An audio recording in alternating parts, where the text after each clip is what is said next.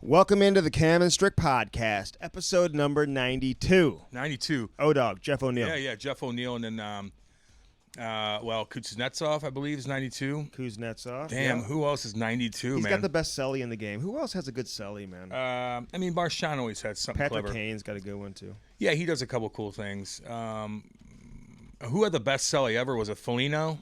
Where he'd jump up like a psycho. He was a coach of mine in Jersey. Great guy. Was he? Oh, fucking great guy. The dad to the players? The dad to the players, man. He was my assistant coach. He was so fun. Always happy and just a fun guy to be around. His kids are fucking cool, too. I'd love to have both of them on my team. Who's your favorite coach you ever had? There's a lot, man. I like Robbie Fatorik was great to me. I mean, Lou Lamoriello was probably my number one. I'm not counting him. Yeah, but he was my coach, He too. was, I know. But So I'm it's just like, saying. Okay, fine. You know. No count. I liked Robbie Fatorik. He was awesome. He knew where I was. It was an 04 lockout year. I'm fighting everybody. He tried to take care of me, too. I remember a couple times where, that league had so many big boys on it, man. And we had Rob Skurlak on our team and shit. So we had a couple of heavies as well. So I wouldn't have to fight all the big boys, although I did. But a couple of times, even Robbie would be like, he'd call me right off the ice because Brandon Sugden would go out. Fucking Orzi. Scroy one time where he's like, you're playing hockey, you don't need to fight him, which I should have anyway because it is what it is. But just things like that to save my head, kind of save my jaw. George Peros talked about that last episode about Colton Orr jumping him all the time in the American League. Yeah, I don't know What'd why. you make out of that story? And did anybody ever do that to you? Anybody jump you all the time? That you knew somebody was coming to, after, you knew he didn't like you. I never really got jumped because I was always willing, and not that necessarily matters. Peros was too, right? Yeah, he definitely was. But I think Frankie Lassard would get up on you quick, right? So it's not necessarily jump you from behind. More like they look at you and they just get a good jump on you, meaning like you don't necessarily know you're going, but you should have known, but they got you quick. Frankie Lassard wouldn't even look at you, and he'd try to you want to do it, and he'd just grab you real quick and just start throwing lefts and maybe cross-checking the back of the head too. He was a psycho. And he taped his goddamn socks. All you guys know what I'm talking about who played against him. So he would tape his socks like a Leo would do in the fucking skates we talk about, right? He'd take a whole round. Would he use laces to tape his skates? Yeah. Or his socks? He might as well have. But he'd take a whole clear tape like a fucking. Oh no. Cut off your circulation. I don't get it, man. Yeah. Just the sound. Yeah. Just like, any more tape? Poor Jack Combs, a friend of ours, had to go to Romania. They didn't even have fucking tape over there. So Bruce Affleck, who's president of the alumni of St. Louis Blues, hooked him up with a bunch of shit. Did he? Yeah, just he cool. had to take his own tape? They just don't have tape over there. What do you mean they don't have have tape? Tape's like fucking gold dust. Is that like COVID related? No, it's called Romania, homie. It's like he's playing in this tournament in Romania. I don't know. Oh, it's a tournament. Yeah, it's a big tournament for It's 40 not like a days. season. That's 40 days. So it's Okay. like 2 months. And he's making a little bit of money doing that. And who's he playing for? And listen, I should know. He's our guy, whatever. But Count Dracula's I knew team? he was going over there, whatever. So it's just a tournament for 40 days. Would you still do that? Could someone convince you to go Absolutely play not. in a tournament for 40 days? Absolutely not. Like all these guys that play in the senior men's hockey up in Canada. Nah, and I'm stuff not like doing that either. Would you ever do that? No way. Even like Barstool wanted me to go up to. I think Chaser did it, didn't he? Yeah, but he wouldn't do that now. I don't know why. I don't like that. We have the best skates ever. I know everybody I'm playing against. No one's fucking taking slap shots from the point when the puck's rolling. No one's hitting me from behind except for Losey one time, but I'll kick his ass.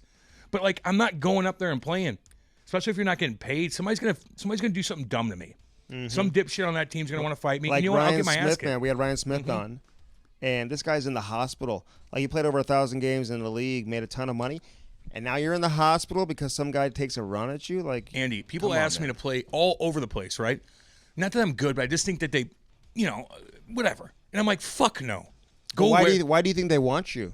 Ken? Well, I am pretty goddamn good right now. Let's be completely honest with ourselves. But the point is, we have such a nice setup. We know the skates are great. We all hang out afterwards. No one's doing anything stupid. And hockey's different than going and playing a softball game against each other, right? Hockey, man, you're still bumping and grinding. Guys get weird on the ice. There's so many guys that are weird hockey players. Let me tell you that right now. You guys know exactly what I'm talking about. The weirdos, not the Leos. Not the Leos? Not the Leo. There's a little bit of both. But the weirdo guys that are just ignorant, that maybe never played or did play, and they just always have something to fucking prove, right? And they still play the way that they played. And I have that too, but I do it for fun, and I'm aggressive, and I could be funny with guys. But if we don't know you, and you're running around, you're bumping guys, you're whacking guys, you're getting pissed, it's like, fuck you. I don't want to play against a guy like you. No, I don't even know you. That is a Leo.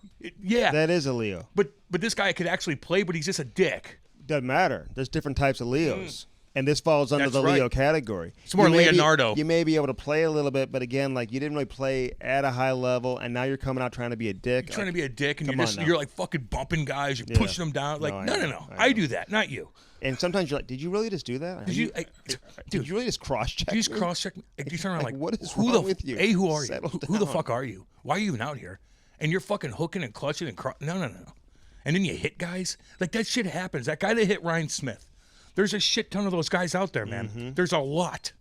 I mean, a lot. And he knows exactly who he's hitting, right? Mm-hmm. He knows what he's doing. Of course he does, Andy. No way.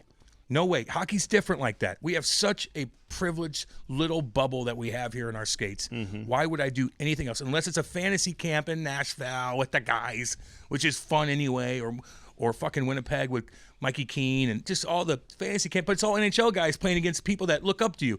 You're in the senior league, it's like you're playing against guys that are just so hardcore on it that you don't know, that never played, and they're going to fucking hit you because they're going to show off to their buddies. It's like, no fucking way. And then what do I do? Beat him up? And then what? Or what if he kicks my fucking ass? No way. All right, so the NHL right now, they're talking about the return to play for the season, not like the return to play, like to finish the season. This is going to be, the 2021 season. I was going to say 2021, but it's going to be the 2021 season. What do you hope they come up with? What do you want to see as we get closer? I don't care about having 60 games. If you have 48, fine. Just like in 95, I believe they had 48 games, and maybe even 2013, whatever it was. Mm-hmm. I want to see fans, and I know Cam. I know we're going. We're going in the opposite direction now. We're all going to get on lockdown again, and I understand that Canada's certainly already at that point. But you asked me what I want to see, and it needs to be fans. I don't think it's what I want to see. I think what the NHL needs to see. What do we need? Are fans, dude. And that's it. Because if you don't have fans, how can these fucking organizations survive? I don't know. How can they? So that's the number one thing. And is the league just going to fund everybody until we get back to normal to allow them to survive? How can you? How can you? Like, teams are paying, to the cap ceiling without any revenue coming in, man. I don't understand how they can be expected to do that. They can't. You can't. And for how long? Not to even Tom, Tom Snowman. I just feel like you got Vladdy hurt. You're gonna have to pay. Like, if you have a season, you have to. Yeah, just because they're on long-term injury, people don't understand that sometimes. You still got to write the check, and this doesn't count against the cap. And it's so funny how people are like, well, why can't they sign another guy for $6 million? Like, well, they need the money to do that. You know what I mean? You're still paying them $7,000 or $7 million. Like, I don't just understand that. You don't have any revenue coming in. Hopefully these jerseys no concessions, no parking. Even though the Blues deal with that isn't great, but still, you know what I mean? People inside the building, you just don't have that. The gate revenue. All the stuff that you depend on.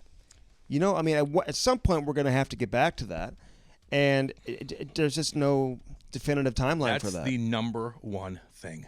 Okay, they're going to organize everything else. They're going to have the testing and all that shit down pat. They've done it before. I trust them and Gary Bettman and the organization, the whole NHL, to do the right thing when it comes to that. But it's just not going to work if you don't have fans. It's not, dude. You're not going to be able to play fucking 50 games with no fans and pay these guys. Fuck no. How can you? How can you? But I think every city has to be treated individually. I think cities where they allow fans, you got to let those teams have fans. And there you go. And some teams may say, well, that's not fair because we're not allowed to have fans. But you know what? It's for the NHL. It's for the greater good of the whole of hockey in general. It's like you got to play favors. If I hear one more person say, well, you have fans at baseball games and you have fans at football games, well, it's outside. It's outside. It's a little bit different. It is a little different. But I think there's ways you can control it inside an arena environment, and where you can socially distance. Again, I know you're just on top of each other in hockey more than anything, and it's hard to spread it out and really bring the money in without filling a lot of the bowls in or whatever the case is, and because they have a roof and don't have a roof, does that make a big difference if you sneeze and the roof catches it and drops it back down, the disease on? How does that fucking work? How does that work? So, like, it's not like the fucking ceiling's right on top of you where it's like deflecting all your fucking bacteria coming out of your fucking mouth. You're wearing a mask anyway. So, does a ceiling being outside in a big ass fucking building like Enterprise Center really matter? It's closed. I keep hearing about this vaccine. Can we just get can we push this through? I know. Like, it's been tested on, certain individuals, whatever, to the point where they've been able to come up with this idea that it's like, they have like a 94% accuracy rate. I don't know enough. Well, about let's push it through then. We don't know enough about Make that happen. So then we can get the fans back in. The one common thing that we all know is no one really knows. That's it, including the doctors and some people know more than others, but really, as a whole, we as a world, we don't have a grip on this thing, and that is a fact. Do you feel the same now as you did back in like March, April? Well, May? I was confused then, and I was actually I take it a lot more seriously now. Are you more nervous now or less? nervous? I'm not. I was never been nervous. I've been nervous about my parents, and I worry about them. Like they went to the hospital the other day. That fucking drove me crazy because they have to go right into fucking ground zero. And, it is what it is. So that shit I do worry about. For myself, not really. But do I still wear a mask and wash my fucking hands like a psychopath every day, like an OCD? Yeah, baby. Fuck yeah. I'm always going to do that. Do I shake hands with people anymore? Fuck no. Hit the fucking rock. In fact, don't even hit the elbow. Don't even touch me. Just look at me and bow. I think a lot of these people, though, who live in like these rural environments. Yeah. Do you live out there in the rural area? Yeah, where the real people are? Did they take it serious enough at the beginning to where now you're seeing a lot of people in those environments, those communities, come down with COVID? It's so funny how they're coming to the St. Louis hospitals. Let's blame all the people outside of St. Louis County that they're so far apart from each other. They don't even it's not even the same world.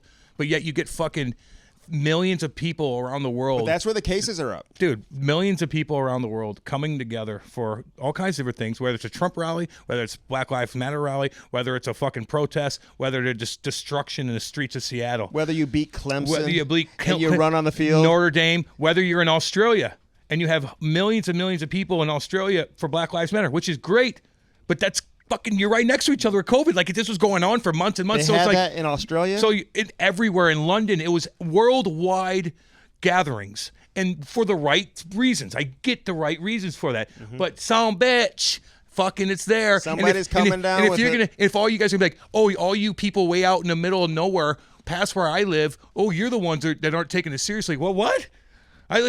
People live 5 miles from each other. They saw each other. They're the ones spreading it. Everybody's coming together for all kinds of different things, whether it's great or not. But that fucking spreads. You are hearing that though. That's a theory that's out there. Yeah, I mean, I'm hearing it everywhere. I'm not making it up. No, Andy, I know. I'm just saying, like, it's just everybody's at fault, dude. Everyone is. People are wearing masks that point down to you, but yet I just saw you at a protest hanging out, hugging people for fucking 4. What are you talking about? But then you tell me, like, it's just like, I'm wearing a mask. I'm doing everything I'm supposed to do. I don't go to fucking gatherings. I don't do any of that shit. And so it's like, we all fucked up, but we all don't know what we're doing either. The whole world doesn't know. I mean, really, yeah, well, Sweden's doing good. Well, they have fucking 12 million people there. I mean, they're fucking on an island by themselves, basically. I don't know. I just don't know, okay? But everybody's at fault. And the world is still in a place where we don't know what the fuck is going on. No. And that's it. I thought you knew everything. I don't know shit. Okay. I never act like I do. My little guy Ty just started hockey. Now this is a different story. And you're talking about his style.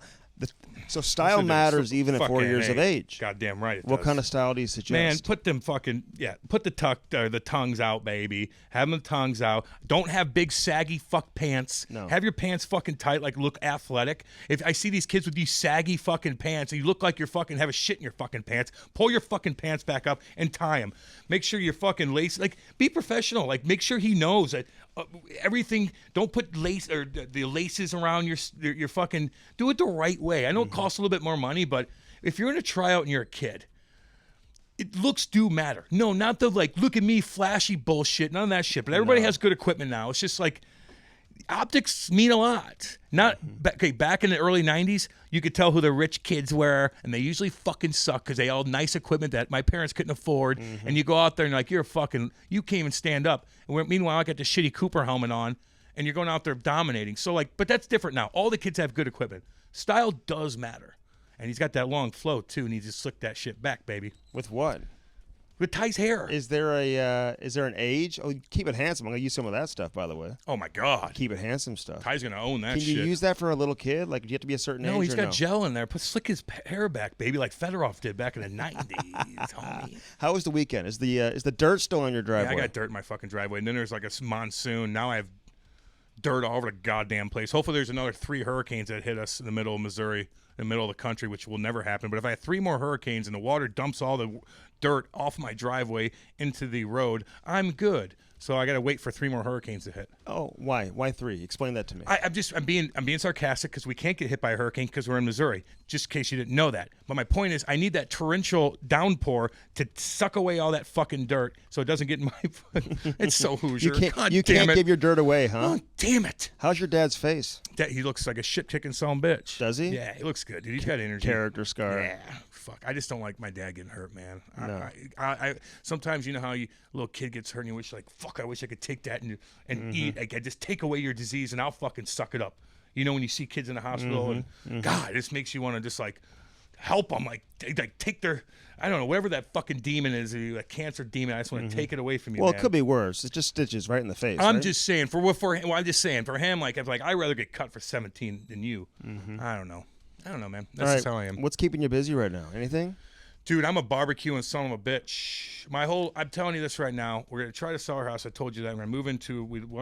Kate and I are gonna start having new hobbies. We're gonna start golfing. I'm gonna get a nice membership. Although I have one right now, but I haven't had time, and I need to get a rhythm. And so I want to start golfing, take the lessons, actually become good. So if like an important person asks me to golf, which happens all the time, I'm not fucking embarrassing myself, and actually can keep up and know the like ins and outs and what you need to do. I don't know. So Kate and I are going to start that up, and I barbecue. Oh, baby. So Kate wants to do golf. She wants to golf too. Where are you guys going to do this? Well, we move into our new subdivision with the golf into your new course. spot. Yeah, I need clubs. I need to get new clubs. I want to get a canvas Strick bag, and my second thing is I barbecue, man. I'm obsessed with barbecue. What do you mean you're obsessed with it? Like you want to do competitions and stuff? No. I just want to barbecue for people. It puts me in my happy place, man. Sitting in my back deck. Although I want a brand new back deck with nice shit everywhere with a fucking covered thing. You know, I'm obsessed with it, and I love taking my time. I love looking up shit. Like, it's just, I don't know. I'm glad that I like it. I need something like that, man. And one other thing I'm going to do is I'm going to get that PS5, baby. I'm getting back into video games. I don't give a shit what y'all say. I'm 36 years old. I don't care. I'm jamming out to that video game, Do you have a PS4? Yeah, it's donezo. What's the difference? It's a brand new computer. A PS5 is a PS5. These things come out like every 8 years, man. Just PS4. Keep the 4. It's fucking 8 years old. It's an old computer. Why do you get a new phone? So it's not working Why as well. do you? No. It's 8 years old. So you need to upgrade it to the PS5. PS5 is the best Can graphics. I ask you, It holds is there an age cutoff? Is there an age cutoff for Stupid. video games? Like, should you be able to play How about this? into your 40s How and about 50s? this? No, time out. How about this? When you're 14, 15 years old and you haven't accomplished anything, you don't know who you are yet, you don't have fucking friends, you don't play hockey, you don't do shit but sit and fucking play video games all day and eat Doritos and drink Mountain Dew, you got a fucking problem. You work your ass off all week and you want to fucking chill, put your headphones up, get away from reality and play a video game for 4 hours when you're 36 years old? Yeah, I say that's pretty cool. You're not spending money, and you're just chilling, and you're not doing anything destructive to your body. You can talk to somebody like in Taiwan. Like No. I don't do that. Stop. I don't do that bullshit either. I play hardcore. That'll be you. I play hardcore games that take a long time. That I gotta look things up. It's like, listen to me. It's like reading a book that you're in control over. All these little things and notes that you look up. It's like reading a book that you're in control. You're in control of the character and your story on some of these things. It's unbelievable. What's the last book you've read? I read a ton. Damn, what did I read? I did Charles Krauthammer. He passed away. I read his book for some odd reason. I read a book on Pantera. I read some scary books. But the thing I do now is I read up on like old history stuff and old castles and just like shit like that. Or like where like a castle will pop up on a commercial or whatever, something. Or like and I'll look it up and I'll look through the history of that thing and just read upon that and stuff like that. So like books are there. But I could read for 20, 30 minutes of a big article, and then I'm like, okay, I want something new. Oh, how about this volcano that happened back in fucking 1842 that killed 30,000 people? What happened there? Blah, blah, blah, blah, blah. Read that. Or, I don't know, like shit like that. I like scary stuff. I read Stephen King It before. Really? Look that fucking book up. That scare you? It was horrifying. Really? Yeah. Yeah. Some of the books were fucking Stephen King books. I got into like 5 in a row where Can you watch a scary movie or read a scary book and be scared where you are at home? There's different kind of scared. When I read a book, that's my imagination.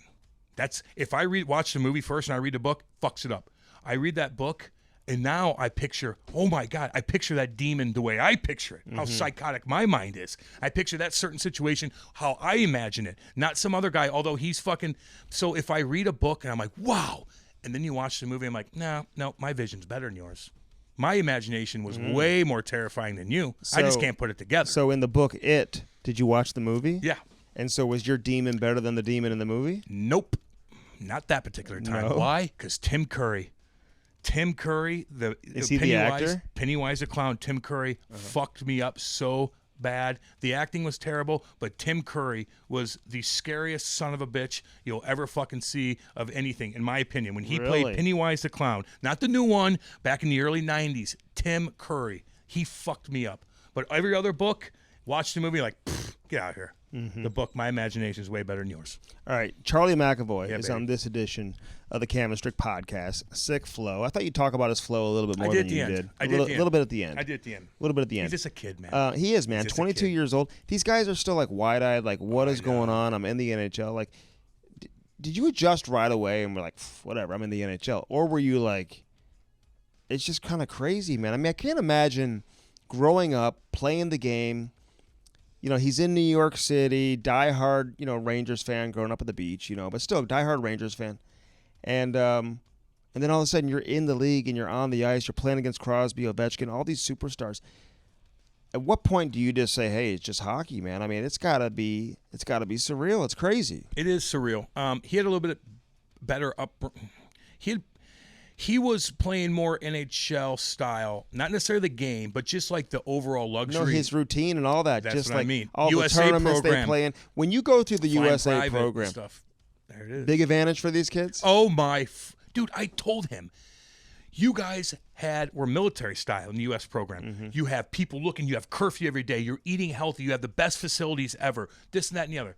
Meanwhile, I'm playing against you at 16 years old. Not him, but the USA program. And I'm in St. Louis Sting with owners that are going broke, with 15 new coaches coming in. Some of them were smoking literally darts and other things. I mean, we were partying with the coaches. Your coaches were? We were partying. I was partying as a 16-year-old with the older guys and the coach.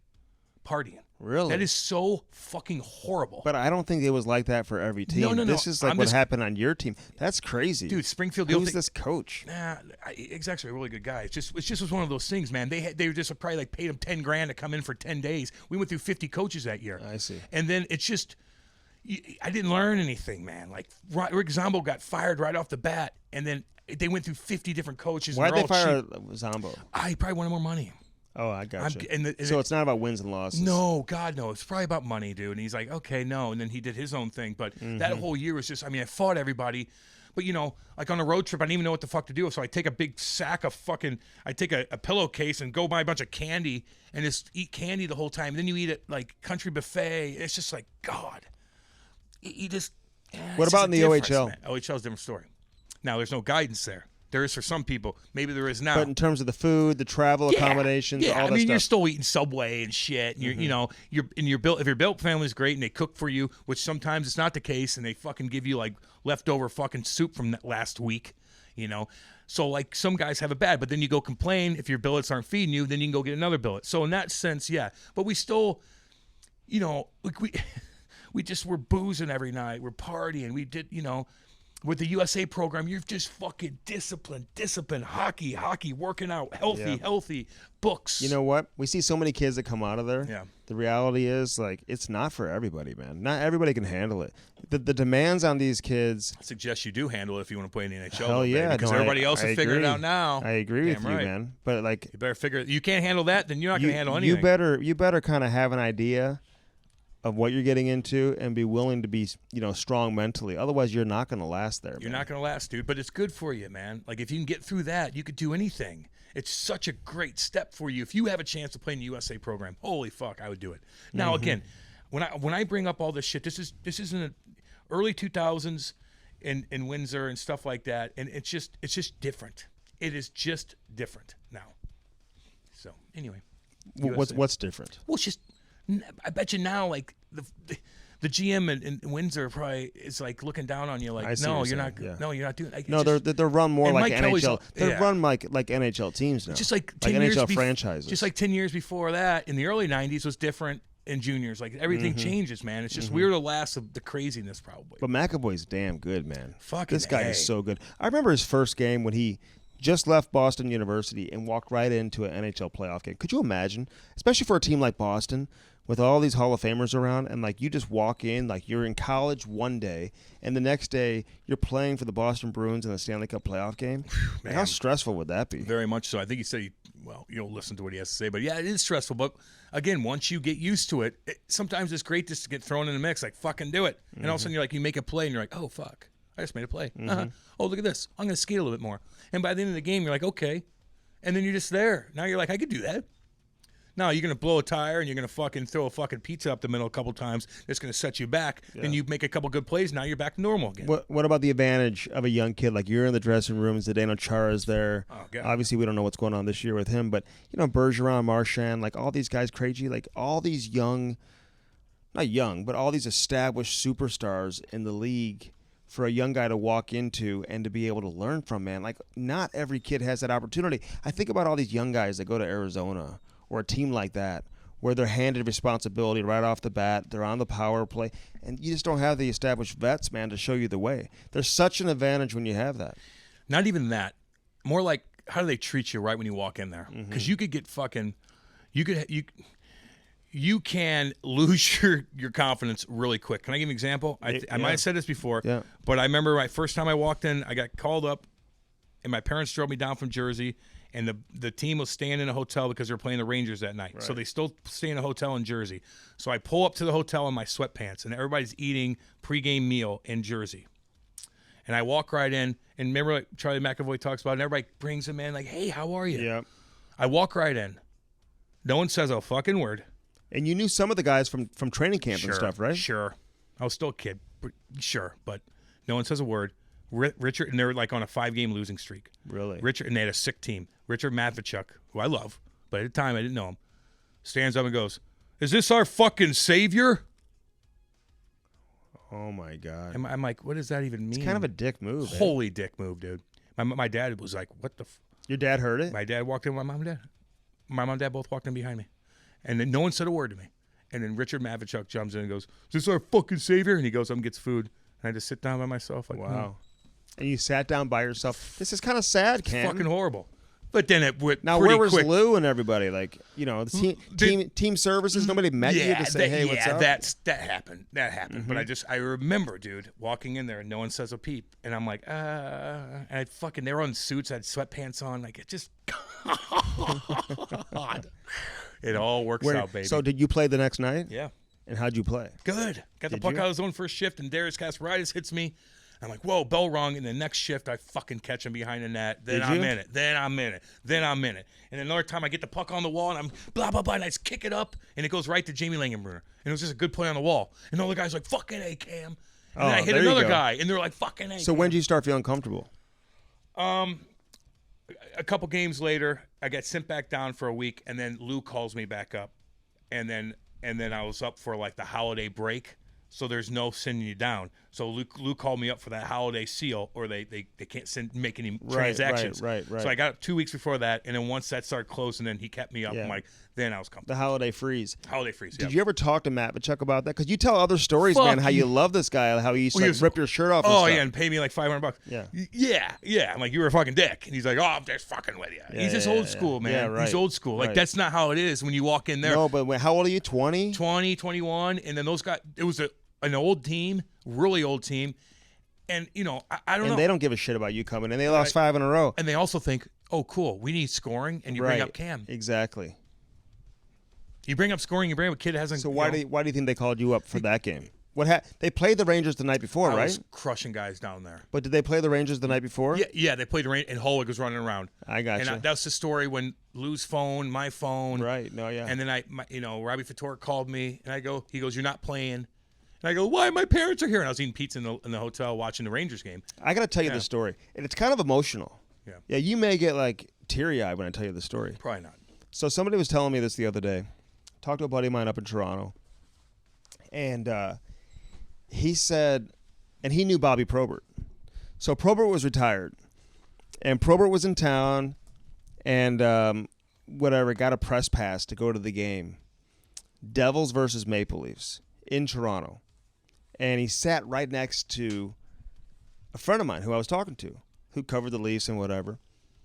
And Bobby Probert sat next to him. He said he was cool as hell, whatever, knew him a little bit, and actually, hooked him up, helped him get a press pass. It was the game when you fought Caberlet.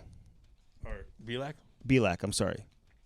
The game you hit Caberlet, the game that you fought Belak. And did you know that Probert was in the house for that game? No. So Probert is watching this fight. And, we broke it down. We did a video, whatever, you and Wade Belak. Historical fight when you consider everyone knew it was coming after the Caberlet hit, who was one of their best players. You got a suspension for that hit, right? Yeah. And he said, you got to tell Cam the story that, like, while the fight's going on, Bobby was just so into the fight. And then Bobby Probert says, I love this dude, Cam Jansen. Oh my God! Probert. How do I believe you on this? So, Because I'm looking at you. Who's your buddy? I don't believe it. His name's Jeff Rimmer. This guy up in Canada. This guy Jeff Rimmer tells me this story. Bob Probert said my name. He's worked at Sportsnet, worked at different places, God, whatever. Feel good. And he called to tell me this story because he heard us do interviews. We're talking about Bobby Probert. We've had Joey Kosar on, whatever. And it was after that when he called me. And he said, you got to tell Cam this story, man. And it was something along those lines, like, I love this Cam, or this Cam Jansen's a gamer, this guy's a battler, whatever. But, like, gave you a compliment, and you had no idea, after all of this, that here you are fighting Wade Belak. Everyone remembers the fight. One of the best fights of your career when you consider everything that came with it, whatever, all the attention and all that stuff that was on it. And Bob Probert, the baddest of them all, was in the hizzy for that specific fight. Why was he in the hizzy? He was in Toronto. And he had to get a press pass? He just called and said, hey, give me a pass to get to the game. Oh, yeah. And so he had, just walked underneath. And probably could have gotten tickets, whatever. Well, he knew I was playing there, right? Is that what it was? Yeah. So he knew you were fighting? He knew I was going to fight. So he was in town. I think he was in town for Off the Record or something like that. With Landsberg? Yeah. Maybe. I think that's what it was. Damn, And the so, one guy and so I really want to meet. He did something in Toronto, and there he is. All of a sudden, he's at the game when you're fighting. I felt his presence, isn't that a crazy story? I felt his presence, man. Isn't that amazing? That's awesome. That made me feel good, actually. I'm not going to cry, but that made me feel good. Thank you for that, Andy. Yeah. Thank you. I thought you were going to tell a story about yourself and Bob Probert, and I was supposed to get emotional on that. No. Thank you for that. Thank you. Yeah. And Bobby Probert, man, like the one guy I just wish I could just sit down and pick his brain. Like, I just wish I was able to meet him and just talk to him. But now you know he knew who you were. I know. Oh, yeah. And he watched your fight live in person. Damn. That's Bobby crazy, Probert, baby. So I appreciate Jeff for passing that along. Thank you. And I meant to say that a couple days ago. I keep forgetting about it. Remember I told you one day I called you and I said, listen, I got this story for you. I'm not going to tell you now. Oh, yeah. I'm gonna wait for the podcast.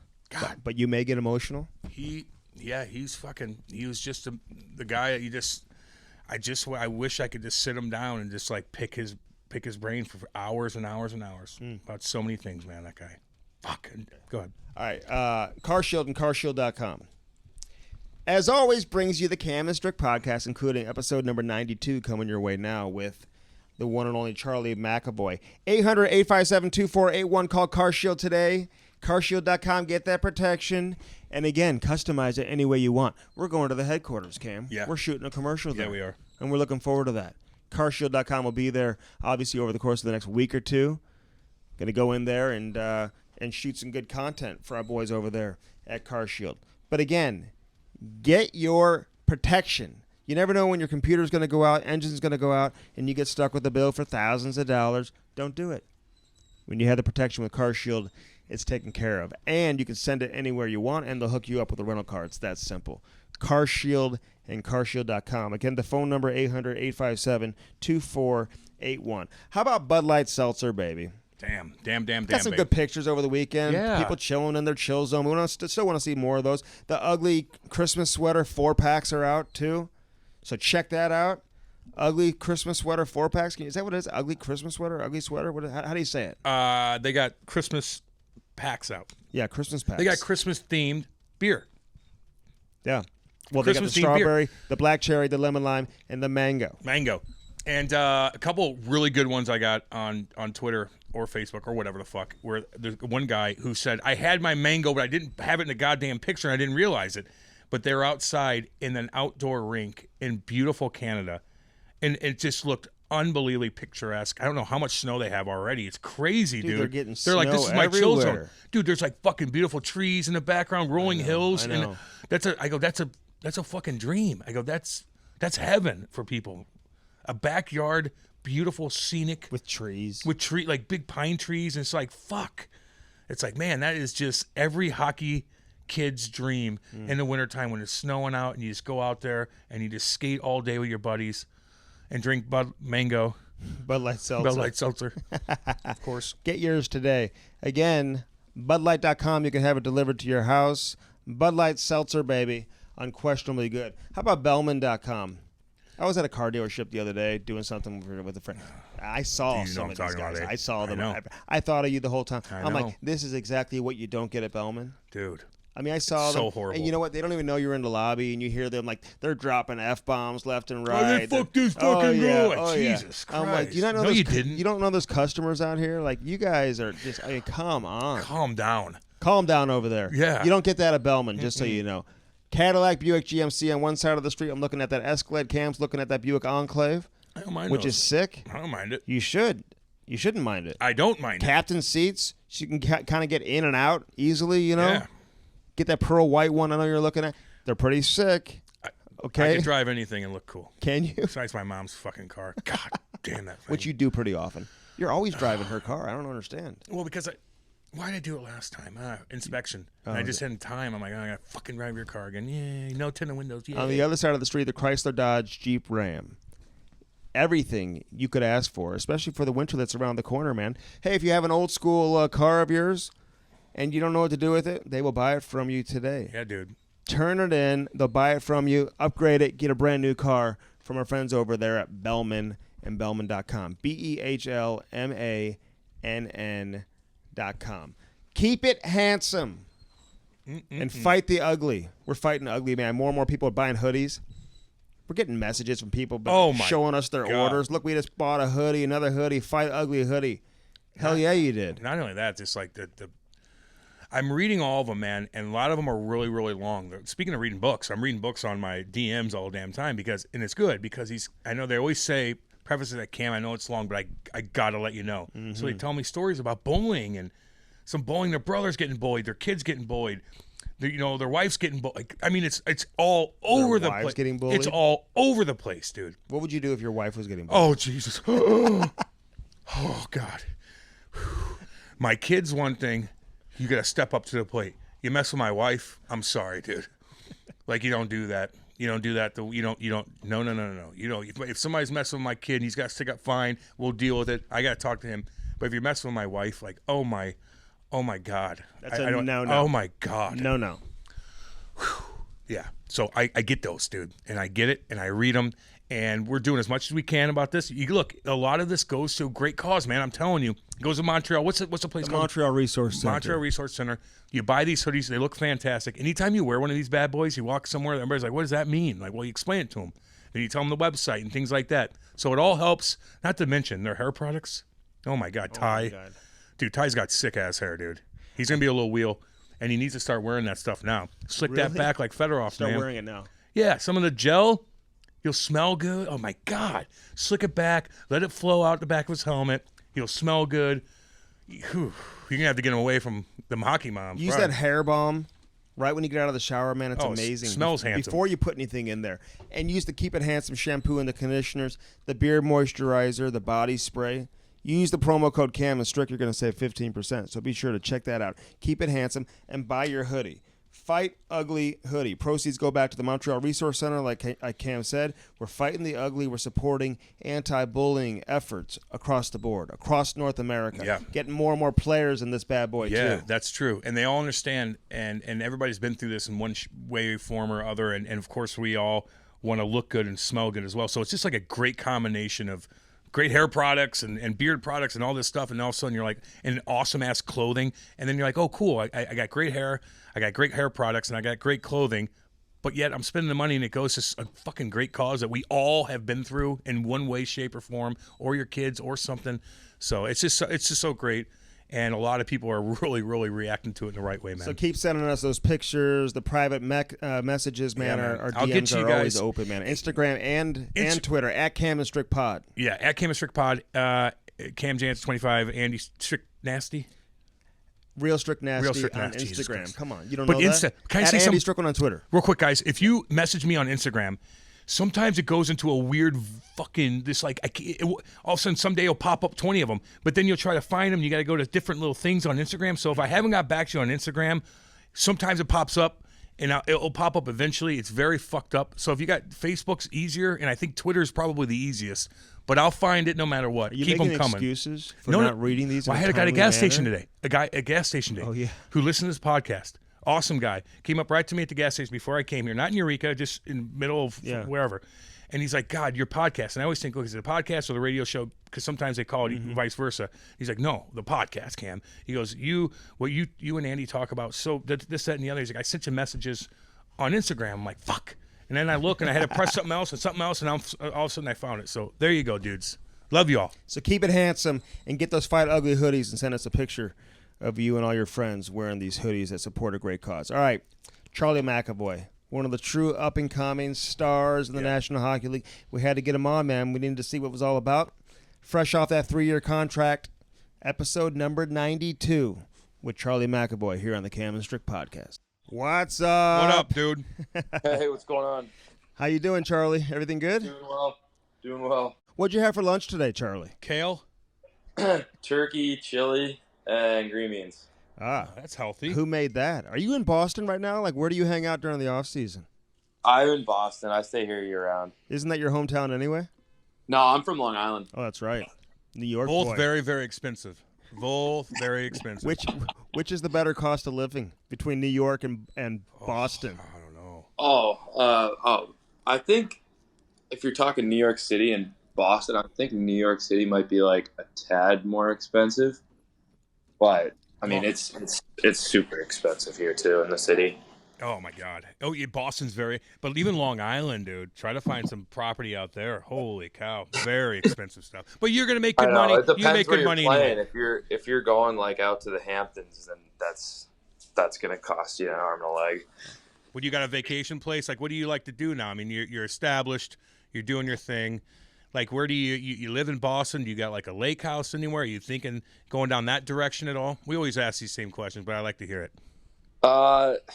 Man, I haven't even thought about that. No, it's a good question. But so I grew up in Long Beach, New York, South Shore, Long Island, and that's kind of like whenever, like if I want to go home, I'll shoot home, see my folks, my whole family, and it's a beach town. So like my thing growing up, I love going to the beach, going in the water and stuff like that. So I'll go down there whenever I want to go to the beach. And then there's some good spots up here to do the same thing. So it's not like you're locked inland, like you got to get to a lake or something like that. Like the whole Northeast is awesome.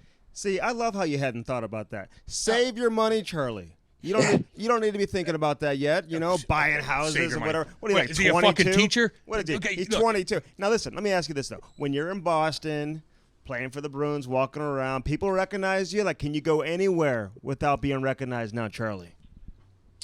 Yeah. Oh yeah, you can walk around. You're fine. I think it depends on the setting. If you're around a spot where there's a lot of Bruins fans, then you're definitely not gonna get through without people knowing who you are. But mostly just like walking around the city and stuff like that. Sometimes people do, but everyone here is really respectful too at the same time. So. But Chara can't go anywhere. I mean, that guy. No. I mean, let's be honest here.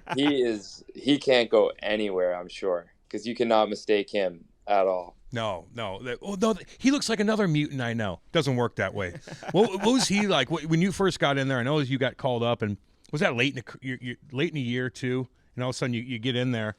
Like, who came up to you? Like, did anybody say, "Come over here, kid, sit by me. What do you want to do? You want to go to lunch or anything like that, or are you just kind of off on your own?"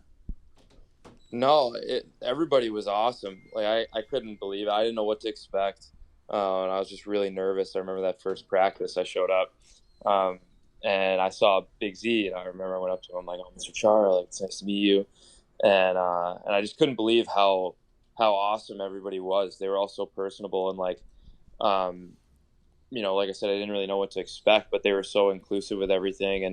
And like from sitting on the plane and just like conversation, like you were never kind of just like, oh, I don't know anybody. Like right away, they just embraced me. And I was just so thankful for that. And then, yeah, like they taught me how to play cards, like that first trip there in the playoffs. I didn't know how to play schnapps or anything like that. No wonder they invited you. I went down that rabbit hole too. I think what they were doing was like, this kid's going to suck. It's free money. Let's teach him the game. That's exactly what they were doing. And they took money from you. Absolutely. How'd that first game go? They didn't make me pay that when I first came up and we played in the playoff run and stuff. Yeah. Well, you're lucky. I had to fucking pay. I know it. I know. Oh, I got to pay now. That's for sure. Oh, damn right you do. And you could blue light the young kids now at this point. You know what? You do that, though, and then you're hanging out with the older guys. I always tell these young guys, too, I'm like, when you're in the locker room and you're a young kid, why are you hanging out with the other young kids? They don't know shit. They don't know where to fucking take you. They don't have any money. They're not established. Always try to talk to the big boys, the older guys. And in doing that, you got to go out and play cards and lose money once in a while. Hey, it's just part of the process, right? Yeah, man. I know it. But yeah, you're spot on. I know. Well, I think that it was the older guys who were the most like just outspoken right away, like coming up to me, talking to me, making sure like I had a place to go and get food if I wanted to go dinner plans. Like, I didn't really know anybody, and they were making sure they kind of all took me under their wing, and those relationships are still the same. I think we have a really good group. Just overall, just really special from a lot of the stuff I've heard about teams and everything. It seems like our group is just different in certain ways, but all like for the best. Like everyone is so close and there's no bad eggs. And everybody's included with everything. Like there really isn't any like, you got the veterans, then you got the rookies, and then you got the guys in between. It's just like, no, from the top to the bottom, like everybody's the same, everyone's equal, and everybody is deserves to be there and is treated such. I love Mr. Chara. Clicky click. Did you call him Mr. Chara after Mr. that? Chara. And like, does he hang out like on the road? Is he going out with the boys? Does he kind of feel like, you know what, I just like the age gap is too big? I know you said everybody gets along, but is he hanging out with you guys even when you're away from the rink? Yeah. Well, yeah. When we're on the road, I think the road is the big place where you hang out, obviously, because when you're home, everyone, a lot of guys have families and kids and stuff, and that, when you're home, you want to make the most of your time, obviously, because there's so much traveling. But yeah, when we're on the road, I've had dinner with Z a couple times, and everybody's always kind of just one big group. I guess, if you know somebody in the city or on the other team or something, you'll go and do dinner with them or whatever. But for the most part, we'll have big groups of guys that go, and if we're going around shopping or doing anything like that, yeah, Z's always in the mix. He's always there. Are you a big purchase guy? Like, do you spend your money? Do you put your money in your pocket? Like, are you smart? Are you asking if he's cheap? Are you cheap? I think that I'm smart. I believe that I am smart. I think some of my statements might say otherwise, but I really, really try and do the best I can. I don't really. I kind of see material things as like, unnecessary. Sometimes I'll look at stuff and I'll be like, you know what, I really want that, and treat myself. But a lot of that stuff, I think a lot of it, like I really don't need. Well, you're busy too. So I do my best. You're busy all the time right now too, Andy. Andy's giving me a look. What I'm saying is, whenever you still have to have like an escape zone. That's what I was kind of talking about. But when you're young and you're playing like that, though, like even in the summertime, like you have time, but fuck, you're just busy all the time. But when you retire, it might be a different story there, buddy. I know. I think retirement is when you start to because it's like when you're playing, you have that revenue. You constantly have your income, right? So then once you retire, it's like, okay, what do I do? I got a budget now. I got my kids. They're going to college here one day and everything like that. Where's going to be like my forever spot? Like you move out of your NHL city, all that. Yeah. And that's a whole different story, trying to budget that. Look at this. He's already more responsible than you are, Cam. No shit, he is. I mean, it's amazing the way he thinks, and he's got it all planned out. Now, did you live with anybody your first couple of years? Did anybody say, "Hey, why don't you come live with me," or did you live on your own? I lived. So after I first came up, I stayed in Boston. That was the first summer that I stayed here, and I lived with Matt Grizzlick, who was my college teammate and my teammate on the Bruins, and then Jimmy Vesey. and Jimmy and Matt are good friends. Grew up together playing hockey and stuff, so that was kind of the connection there. And then we all lived together that first summer. This was, I think, 4 summers ago now. It's crazy how time flies. But going into that season, I knew I was going to have a roommate. Usually that's what happens with the young guys. No one really lives by themselves. No one that I've seen since I've been here lives with like older guys, like guys with families or anything. But usually you have a roommate. So yeah, mine was Anders Bjork. We moved into Jimmy Hayes' place in Charlestown, and we lived there together for 2 years. And it was awesome. It was a blast. The Cam and Strick podcast is brought to you by CarShield. You know, nothing more frustrating, Cam, than when that engine light comes on and you know right off the bat you're going to have to spend thousands of dollars to repair your vehicle. Call 800-857-2481. Mention the promo code CAM or visit carshield.com and use the code CAM to save 10%. Yeah. That's carshield.com. A deductible may apply. Save yourself money. Sign up and get your coverage now with carshield.com. Now back to the interview. Well, you were a big-time prospect, man. I mean, you were dominant. You played in all kinds of different big tournaments. You played through the USA program, then to a big college. Like, was it a big change to make that step? Maybe like comparable to somebody that didn't play in these big tournaments and shit like that, where you'll have that huge spread of food and flying and nice, like what was a big thing when you made the NHL? Like, whoa, I've never seen this before. Oh man, it's so tough because like I've just been so blessed and fortunate to play in the spots that I have, and I definitely don't take any of that for granted. Playing for the NTDP and then going to BU, and when you're at BU, like the joke there is, what like don't leave unless you're going to play in the NHL because you're getting treated. There's certain NHL teams that probably don't treat you as well as BU does. With all the spoils that you get there. Like we played Michigan and played Notre Dame, and we get the charters anytime we fly. Yeah. Flying out of Hanscom, and I'm like, oh, I've been here before. My first flight with the Bruins, because that's where we were flying out of.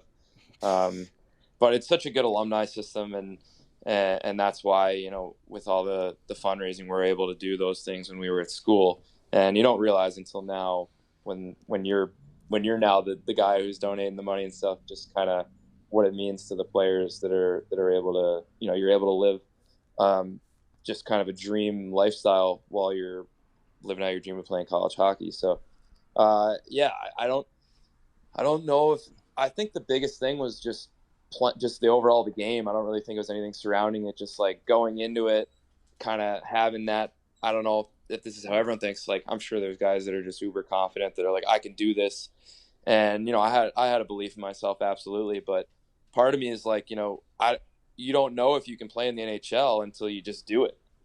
It's kind of sink or swim, and you get out there and you just start playing, and you're like, okay, I belong here. I can do this. And I think that was the biggest thing for me, kind of getting over that hump and being like, man, you know what? I can do this. I belong here, and I'm right where I need to be. All right. So did you feel that right away? Because your first game is in the playoffs, Charlie. Like, it's so crazy. Like, I remember everybody, talking about the fact that you were going to play that night. And I think it was the first game of the series. Correct me if I'm wrong, against Ottawa maybe. And you came in, you played a bunch that night. You played really, really good hockey. You played great that entire series. So what did that do for you, though, in terms of your development? Like moving into the offseason and the following year, like did you know then that you could play at that level? I think, yeah. I mean, so pretty much like going into that game, I just remember being terrified. I'm like, I don't know if I can do this. I'm playing playoffs nonetheless to start this my career. What's going to happen? And I remember my first shift, I made a bunch of mistakes. I shot it off my own guy trying to dump it in, and then I fell down skating back. I gave up an odd man rush. I'll never forget. I got back to the bench, and they were like, "Well, it's only up from there after that shift." So it kind of just, man, it's crazy. Like I definitely have some memories and recollection of plays and stuff, but it was kind of just like a blackout. Like I just was playing, and I just was trying to be confident. I really wasn't nervous to make mistakes. Kind of my mindset was more like, okay, like I'm here. I don't have the experience obviously, but I'm going to do the best I can, and whatever happens. And all the guys were really, really supportive of me and kind of letting me play free. Like, hey, like, just go for it. Just go for it. Like, you know, that's all you can do. Don't be worried about making mistakes or anything like that. And, but it's so crazy because to run it back and think about, you know, like that position. So I leave school, I sign a PTO, I go to Providence, and I'm down there, and there's not much certainty in anything. Like, you know, going into next year, like, you know, I'm like, okay, got to make the team out of camp. Like, I'm going to be down in Prov. We're going to the playoffs. Like, just do the best I can. And, you know, you don't really know what's going on. And then all of a sudden you're thrusted into that and you play in the playoffs. And instead of next year going in and being like, man, like, I got to make the team. I'm like, now I'm really nervous. I don't know what to do. Like, I kind of had all that wiped away, and I'm extremely fortunate for that I was able to have that experience, because coming into camp, my mindset was like, okay, I'm here. I'm on the team. I just need to get better every day and keep playing and growing, and everything else will take care of itself. I knew I wasn't really fighting for a spot, knowing kind of with the experience that I had and the conversations that I had, it was just like, if you just keep growing and developing, like you're going to be here and we want you here. And that was kind of just such a weight off my shoulders, really. Look, all you have to do is be like, okay, look where I'm at right now. Look at this lovely locker room.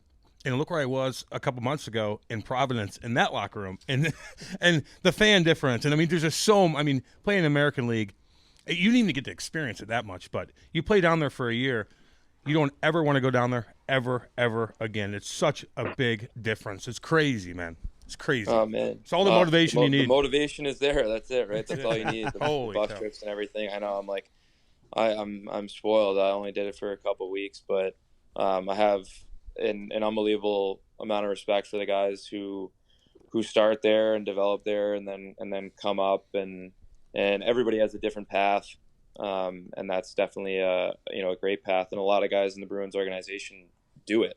That's kind of their plan with young guys. So to really to have the chance to kind of I guess kind of fast track that was incredible from my development and starting my career off. Yeah, to skip right over the Americans. I like that. I like right. that. All right, so when you get to NTDP, like, were you like a phenom growing up? Like, did you expect to go there? Or isn't there like a story of how you ended up there? Like, you didn't expect to go to the top 40 camp right away. You were a late invite. Like, give me some of that background.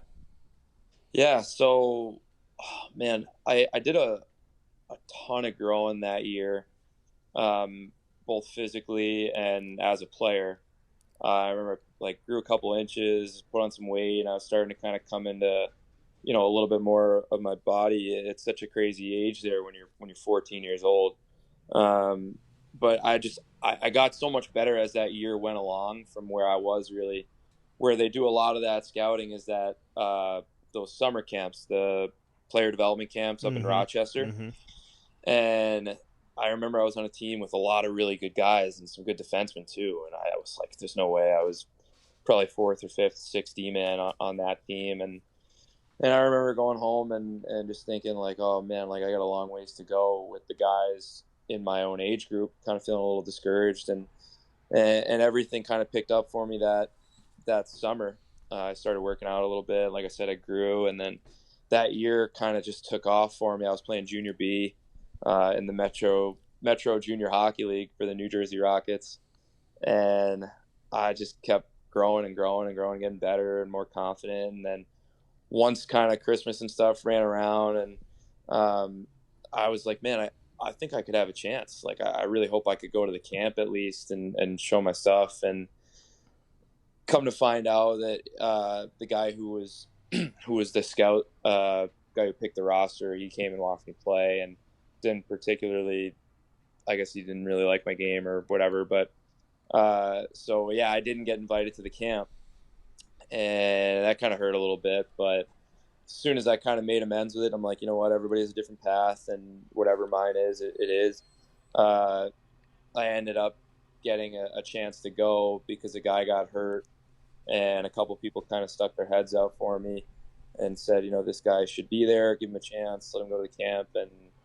And kind of, I guess the rest is history. I went to the camp and played really well, and then I got a chance to make that team. And I think that was without a doubt the point that really changed my whole trajectory, my whole life, really, as a hockey player. So you're a late ad, but did you think you had a chance to make the roster? Like, how'd the camp go? So I went into to the point that that you made the team. Yeah, I went in and I'm like, well, I guess I shouldn't even have been here, right? Like, some kid got hurt, and they're doing me a favor, bringing me here off the word of a couple people, and I was like, I got nothing to lose. I'm just gonna go for it. I'm gonna play as hard as I can. Whatever, I don't make it, I don't make it. I mean, I'll be in the same boat I was last week when I wasn't even supposed to be here. So I went in and just I played well. I remember I hit a guy like open ice my first shift of the camp, and it just kind of like, I guess that kind of raised some eyebrows. Who'd you hit, Matthews? Would you blow Matthews up with open ice or what? No, he was on my team at that camp. He was on my team at that camp, and he was I never even heard of him. He was in Arizona, and he was like such a late bloomer, playing U16, and I was playing junior, so I didn't even play against Chucky or any of my guys now.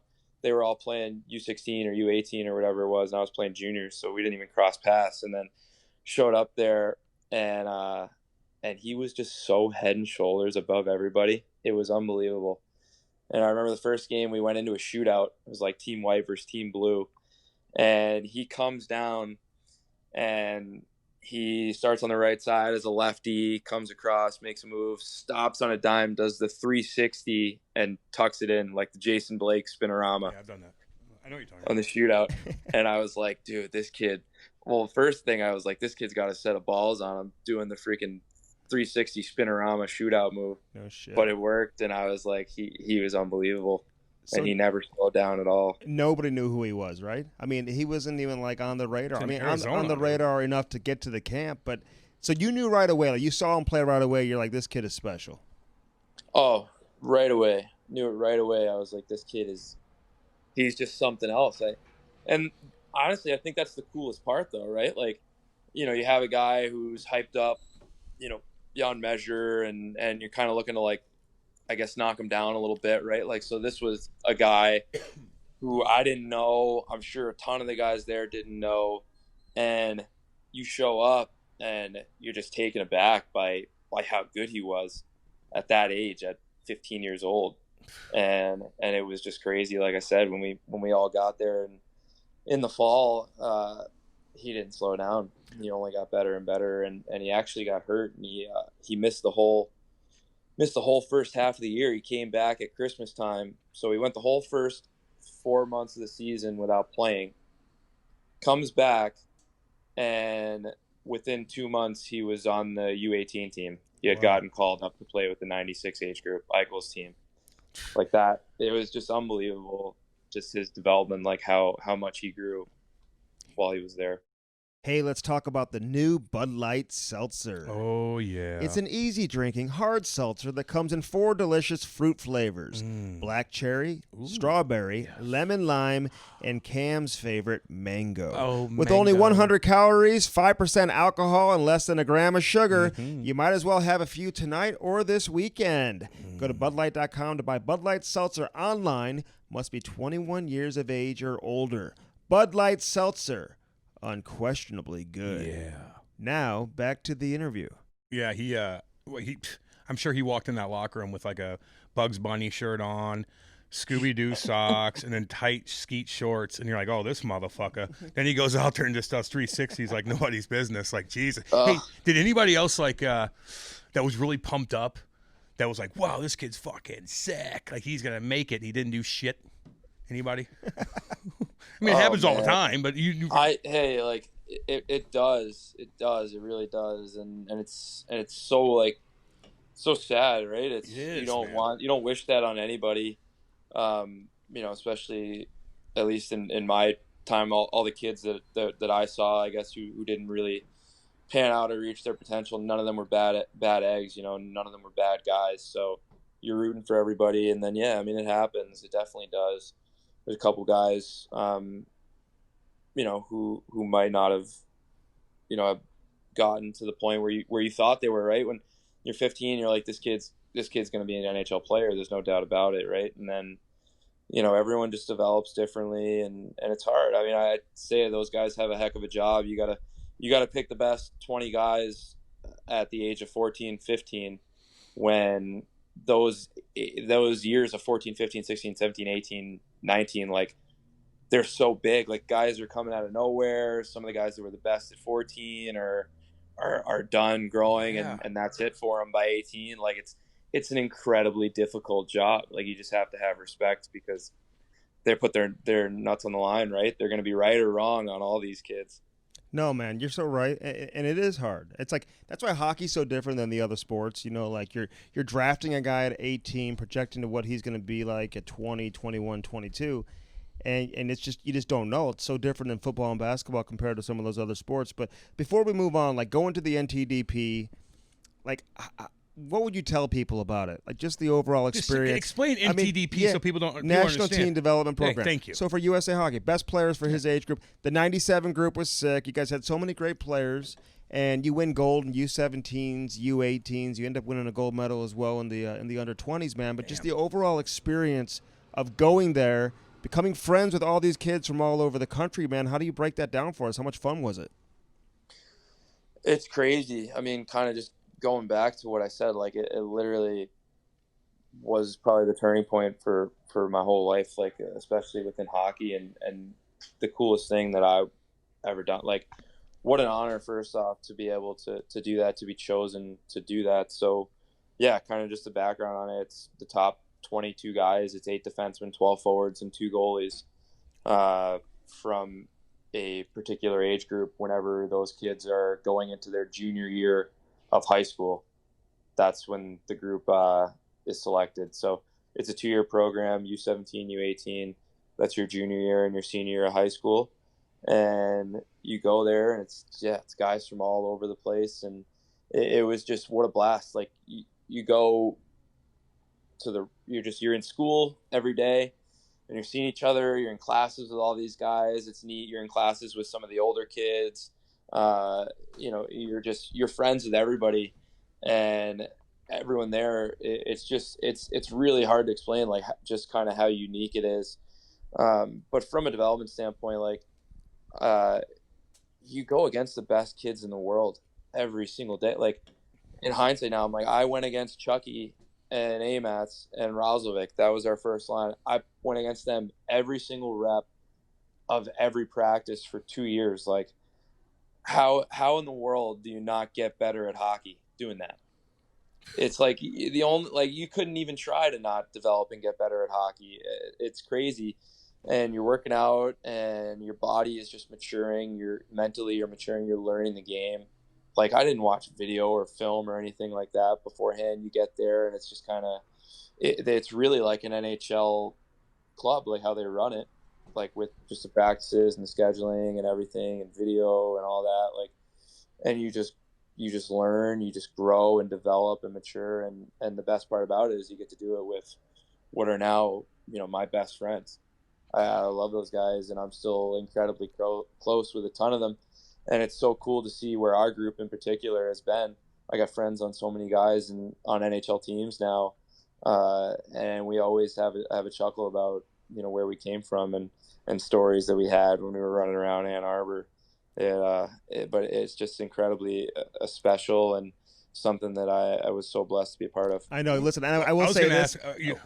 Because I know so many of the guys that you went there and played with, and I reached out to a couple today doing my world-class research. As you should. But some of the stuff they're telling me to ask you about, like, I don't even know about. I'm not even comfortable. I'll ask it. Give me it to me. He's like, somebody's asking when he jumped over the USA logo naked at the program. Like, what does that mean, nice. Charlie? What the hell is that?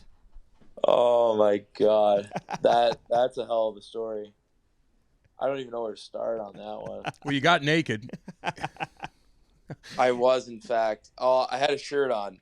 I didn't have any pants on, though. Oh, that's even worse. That's even worse, man. What logo are we talking about? On the ice? No. Our locker room one, right in the middle of the locker room. We've all done that. We've all been naked there. So, I don't even know where I started with this, but yeah. So we had a practice, and I was getting off the ice from practice, and I had an injury. So afterwards, we would do these things called, they were Kirk sessions. Kirk Kulik was he was kind of like our big bad tough guy, like boxing coach, mental coach. He would basically just take us outside and we'd run around and spar and do all this stuff that, looking back on it now, was actually pretty fun. But anyway, so this was our first practice of the year, and like I said, I had some, so I wasn't doing the Kirk session that day, and I didn't know, like I had to get out of the locker room in time. So he comes in, and I was laid off the ice, and he's like, "I'm coming back in 5 minutes. Like, everybody's ready to go, like shoes on, whatever." So I'm like, okay, I'm getting power undressed now. I'm like, okay, I got 5 minutes. That's more than enough time. Like, I got to get out of here. I got to get in the trainer's room to do treatment, because I wasn't doing that session, right? So I am getting undressed. I'm like, okay, like power in, whatever. I'm looking at the clock. I'm like, okay, 2 minutes has gone by. I'm like, okay, I'm just taking my skates off, whatever. 3 minutes. I'm like, okay, I'm good to go. Like, I get up. I'm literally going to put my pants on.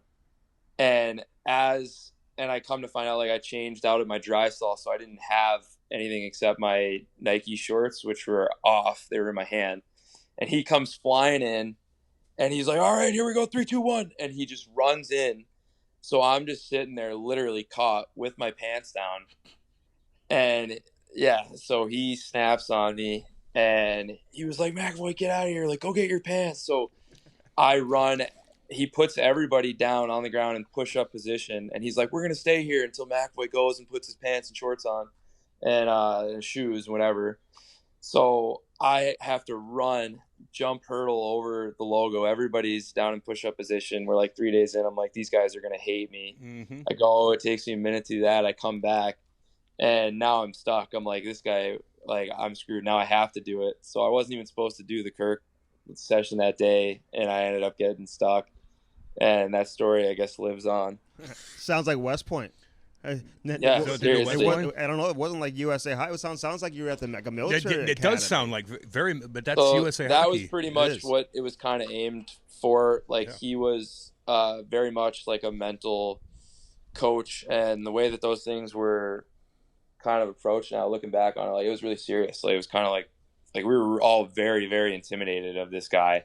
Kind of like beyond scared straight, I guess, like one of those things when he would come in. He was just such an intimidating presence. But yeah, it was a lot like that. Like, if I were to imagine what it would be like, it was kind of like freaking like he was taking us through SEAL camp or something. Time to talk about our boy Dan Bellman. Bellman.com. That's with 2 N's, not one. BEHLMANN.com. Hey, check out the new inventory. Check out the pre-owned vehicles. You looking for a Chrysler, a Dodge, a Jeep, or Ram? How about a Cadillac or a Buick GMC? All in Troy, Missouri. Get your new wheels in time for the winter. Now back to the interview. Yeah, and it's good for you though, man. Like to have, like I remember in juniors, like we were like smoking cigarettes with our coach at St. Louis Sting. And like we'd have, Old Country Buffet like just cheap shit, man, and just no guidance. And you guys, meanwhile, getting fucking military camp going on. But you said you're in Michigan with all the guys. Did you guys ever say, okay, dudes, come together, let's creep over to fucking Windsor, let's hang out, we can creep around there? Did you guys ever go over to Canada? Because of course in Michigan, it's not much to do there at that age. No, we didn't. I didn't, at least. I know it's a couple. No, we never made it over to Windsor. A couple guys actually were drafted by Windsor, so they'd go over and watch some of the OHL games. But man, you were so straight edge there. Like, so I guess looking back on it, like you sacrifice, I guess that whole high school social life, what you're doing on the weekends. Obviously, you got games and everything like that, but they're really. There is no room for error. Like you can't fuck up. And if you do, they bring the hammer down on you. But it was just kind of really like you had to be at home. They'd have curfew calls. The assistant coach, it was random, so he'd do curfew calls. He'd call 3 guys a night, every single night. So you had to be in your bill at home by 9 a.m. on weekdays, and I think it was maybe 10 or 11 on weekends when we didn't have games. So it was, it was serious. But look at it. Like, so I look at it, And I'm, at the time I'm like, this is wild. Like, I can't do anything. Like, this sucks. And then, you have a little bit of perspective on it now that, you made it this far, and you're like, man, I was just razor sharp. Like, I did everything right. And like, look what happened, like they kind of just, it like helps you get out of your own way. Right. Like you want to go do that. You want to go do all that. But then you realize, you didn't need to do anything of that. You were doing exactly what you needed to do.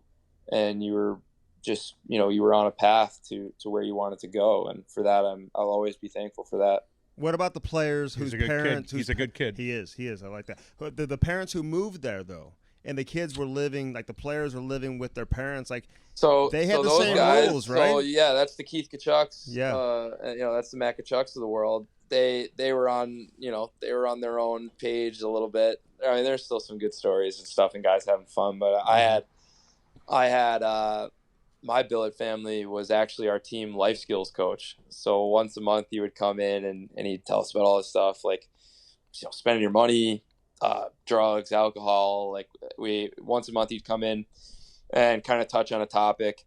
And he was employed by USA Hockey, obviously with that position. So he had skin in the game. Like, and looking back, like I understand now. I mean, we used to kind of go at it and be like, everybody's over there. Like, why can't I go?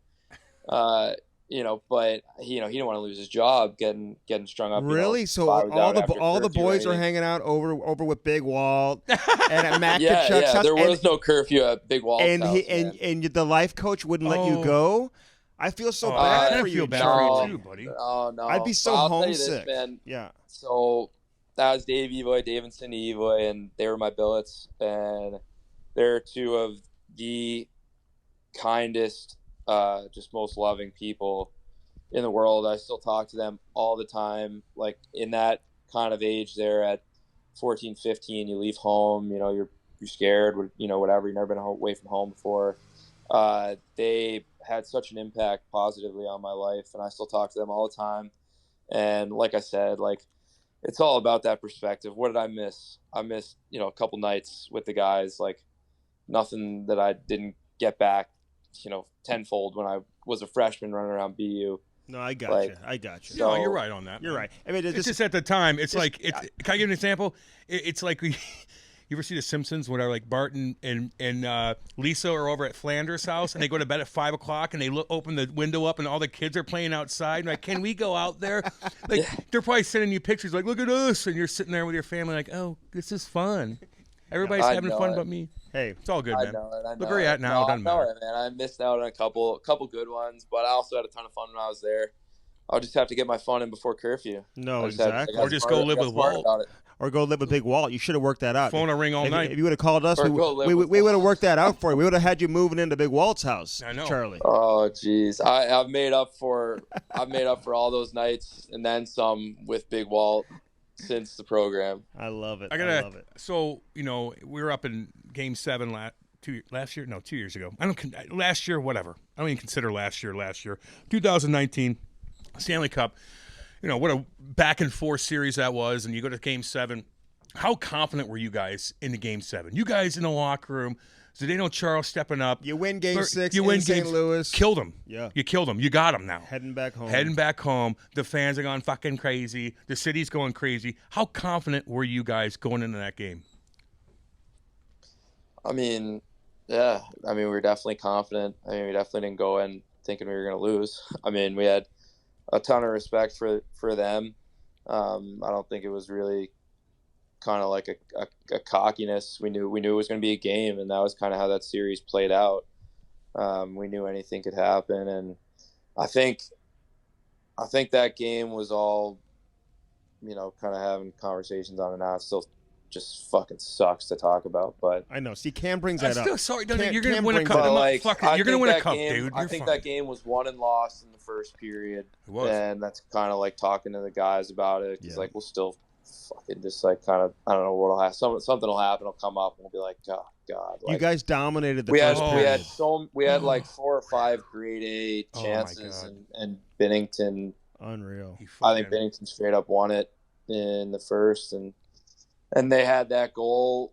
It was kind of like, it kind of felt in those games, especially like played in a couple of those game sevens, not obviously in the finals, but like when we played Toronto and won and two actually, and it kind of feels like whoever kind of throws the first punch, like it's hard when there's so much on the line. Like it's just, I don't know, you can't even really explain it, but they kind of threw that punch there, and we didn't go down at all. We were like, you know what, like there's so much time left, we should be up freaking 3-0 right now, like but then they scored again with like 10 seconds left in the period, and then that one kind of hurt. And then kind of just as the second was waning on, like they were still putting pressure on, and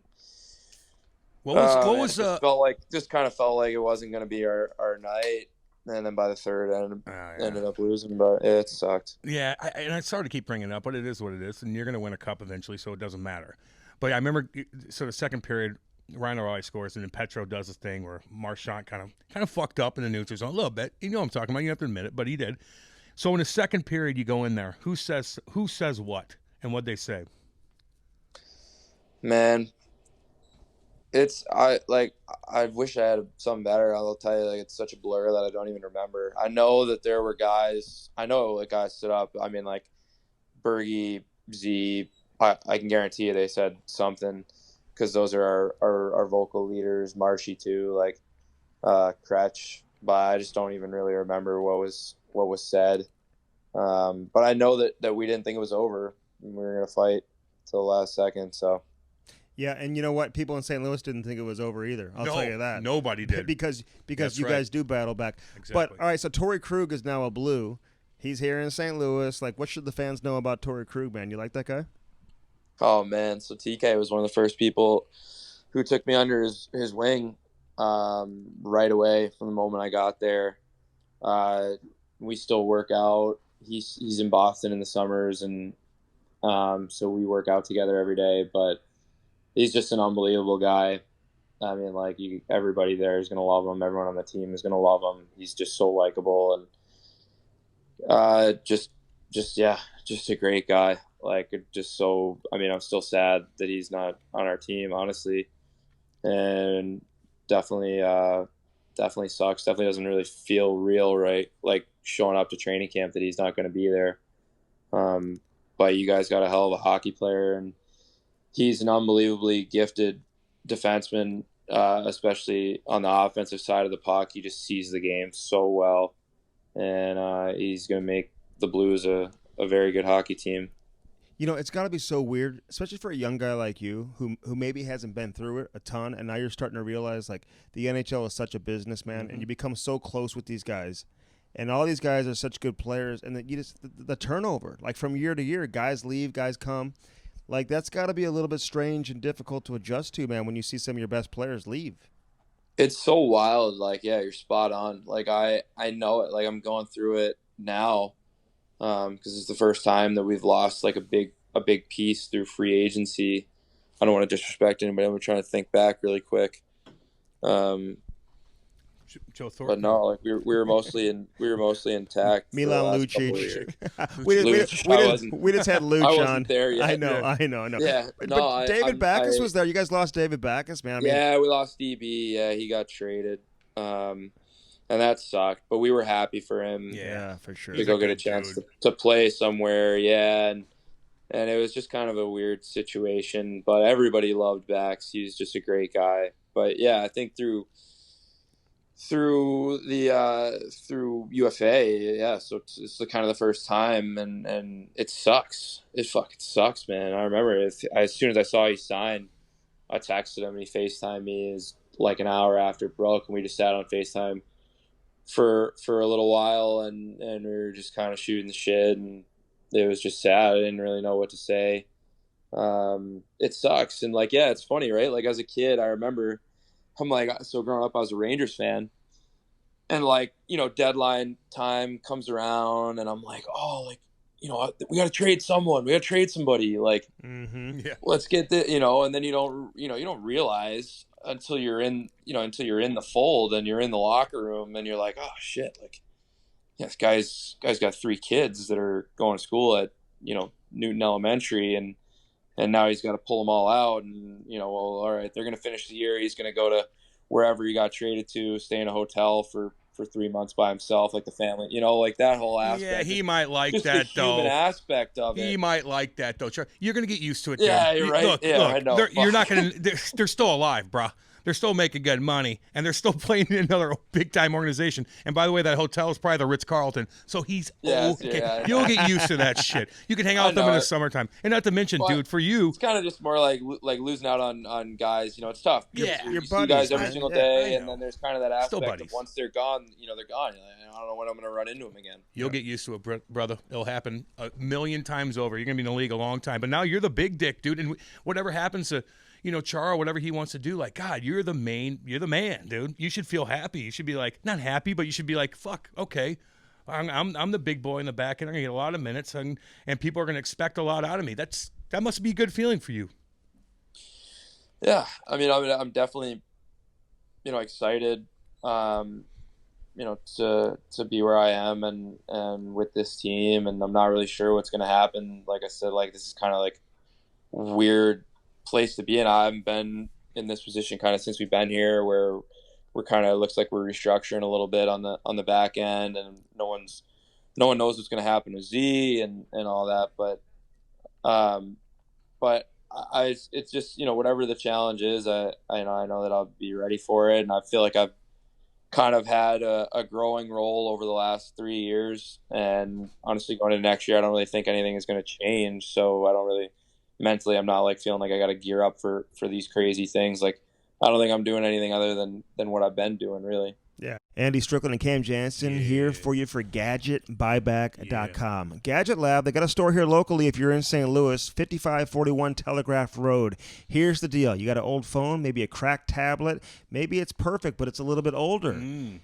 Turn it in right now. www.GadgetBuyback.com. Upgrade your devices, phones, computers, watches. Anything. Doesn't have to be Apple either. No. Get those tablets turned in. Again, www.gadgetbuyback.com, 877-772-8880. Now back to the interview. Yeah. No, you don't need to go change dominate, a thing, man. You're such a good hockey player. We love watching you play. All right, a couple more minutes with you, though, before we cut you loose here. The contract experience of going through the recent contract negotiation, you just signed a 3-year deal. Yeah, baby. And worth almost $15 million, man. So congratulations on the contract. How was that experience going through that for the first time? Yeah. Thank you, guys. Wild. You don't really know what it's like until you go through it. And you kind of just realize just the whole business side of it, especially when you're in a position like I was with no rights or anything like that. You're fighting for what you want, what you think is fair, and the team is, essentially doing the same thing, and they're on their terms. They're trying to get you for what they deem is fair, for basically which is as little as possible. But that's hockey, and I understand it. And really all it comes down to is getting a number that makes you feel comfortable. And when you show up to the rink every day, you're a happy camper. That's it. You don't want to. I think it's big picture. Everybody in the league should. I think we can all sit back and say, wow, how incredibly blessed we are to be doing what we're doing. But I think you run into trouble when there's guys around the room and people are like, can't believe this guy's making this and I'm making that. Which I'm sure happens. Play better then. Fucking play better and stop bitching. Fuck's sakes. Who's saying that? Let me know. Who's saying that? No. I know what you mean. If you run into that, but, I will tell you this. Big Walt, he used to always, when he was making 11 sheets. Oh, yeah. One year, and people would be complaining about how much money he makes or whatever. He used to always just have the quick comeback. He'd say, play better. Play better. I got fucking 500 under my fucking belt. Play better. Fucking play better. Then you'll make more money. You can ask real quick. I didn't know how you were growing up, if you were well off financially or not, but you signed, you go through, you make a little bit of money, but now you sign a pretty big ticket, $15 million. I mean, did you sit down and you look at your parents and be like, fuck yeah, give them a hug, maybe cry? He's got 3 sisters, too. 3 sisters, no matter what happens in my career now, we're still going to be okay. Like, does that sit in with you? 15? Oh, man. I mean, it means the world, means everything. Like, kind of just that stability. And yeah, my dad's a plumber. He's been a plumber for 30 plus years now. Grinder. He's a fucking grinder right there, baby. He's the grinder, right, man. Fucking love that. He's the hardest working person that I know, and he's my hero. Take care of him. Hey, you know it. And my mom's substitute teacher, and she's recently back to work. So I mean, I'm just like they've done everything. They've given me the world, and to be able to be in a position to give it back to them is all I've ever wanted. Love that, man. I thought he was a cake eater. Our kind of guy right here, Charlie McAvoy. Listen, Charlie. So when you sign your deal, like, is your dad still working? Like, is he like, hey, I want to retire. I want to go to every game. They want to start traveling, go to every game. Get an RV. Or are they? Or is their mentality to keep working? Like, what do you see them doing now here in the short term? No, they're they're just such like, they would never ask me for a thing, you know. They're like that, and just such good people. And you know, I think it's more of a long-term plan to find exactly what's best for all of us and what they want and need. You know, so I can tend to that and really give them whatever they want. But yeah, I mean, those are conversations that you have, and you know, you bring the financial advisor into the fold and make a long-term plan. But yeah, that's a big part of it, and I'm just something that I'm incredibly blessed and to do, and I really look forward to doing that one day. Yeah, wait till you sign your like 6 or 7 year deal 70 next. fucking schmell. And then we'll have you on again, Charlie. We'll talk about that. He'll have his own plumbing business. Back, and she'll have her own school. Your mom will have her own school to teach at. A couple of them. We look forward to that. Private schools. Did you ever have like an oh shit moment, like when you first played in the NHL? Like, I've talked to other guys about this, like when they're on the ice with Ovechkin the first time, or Crosby, or whatever. Like, what was that moment like for you, Charlie? Anybody ever say anything to you on the ice, or you said something to somebody, asked for a stick, asked for a fight, somebody wanted to fight you? Anything like that? Oh, so I mean, I had a couple, I guess. Like, we were playing, I'll give you 2 quick ones. So that first playoff series, it was game 3, I think, in Boston. You can look this up. So I'm like on the point, and we have possession, whatever. I don't even know really what happened. I don't remember anything except for this pass, but I guess I fell asleep. So I think it was Bobby Ryan, maybe? Could have been Bobby Ryan, or I don't even know. Maybe fuck it, whatever. They were the beneficiary of this pass. So Carlson gets the puck behind the net and literally throws an elevator sauce like 10 feet in the air that lands perfectly on this guy's blade. It might have been Hoffman, actually, who goes in and does the Forsberg and scores. And I'm like, these guys are fucking good. It's the worst team in the league. And I was too. like, oh my God. And then coming back the next year for training camp, the first preseason game was against Chicago. And we had a scrum against Chicago, and guys were grabbing onto each other. And I'm like, oh, no. Everybody's tended to except for fucking Jordan Tutu. Oh, man. So I'm like, oh, geez. So I, like, just kind of go up to him. Didn't really grab him. I'm like, hey, we're good, right? Didn't want to touch him because I didn't know how that would end. And he literally just looks me up and down and goes, you say another fucking word to me and I'll kill you. Oh. And I was just like, hey, we're fine. We're all good here. Just start backpedaling. Oh, yeah. I was like, that's one guy I don't want to fuck with. He'll fucking throw a left on you, man. And he doesn't give a shit. Dude. He don't give a shit. He's a good guy, really good guy. Went through a bunch. I played a little with him in Jersey, but he'll catch you. Yeah. He'll catch you a little bit. Did you play with Johnny Moore in Jersey? Fuck yeah, dude. Oh yeah. Morsey told me some 2-2 stories. Man. Oh my God. There's so many people that you play with. Everybody kind of knows everybody in the hockey world a little bit, man. I know. So there's this story about everybody, but dude. He had some funny ones. I guess like I don't even know. I guess there was one that was like with Bobby Farnham like crushing somebody. Farnham. And then like a line brawl started. And I guess 2-2 had to go like fight a couple guys for him. They get thrown out, both of them come back in the locker room, and he was just motherfucking Bobby for starting that whole thing. Who did we just talk to about? No, we just talked to Georgie Peros, and remember he got hit by Colton Orr. He fell over Colton Orr and hit his head over the ice. And I go, why'd you fight Orzie? He goes, no, that was the second time I fought him that day. I go, why'd you fight him the second time? Because PK Subban started fucking shit with Orzie, and he had to stick up for him. And then the whole scenario went down. Like, that's just how it is. Basically ended his career in Montreal too. Yeah. You know? Oh, fucking PK Subban. That's what he did. All right, so what's on tap for you? Like, who you? I got so many questions about the Bruins that we'll have to do next time, man. Because I'm so intrigued by some of these guys, like especially like Krejci. Like, how good is that guy? Like in practice, does he ever turn pucks over in practice? Does he just? Is he one of the best playmakers you've ever seen?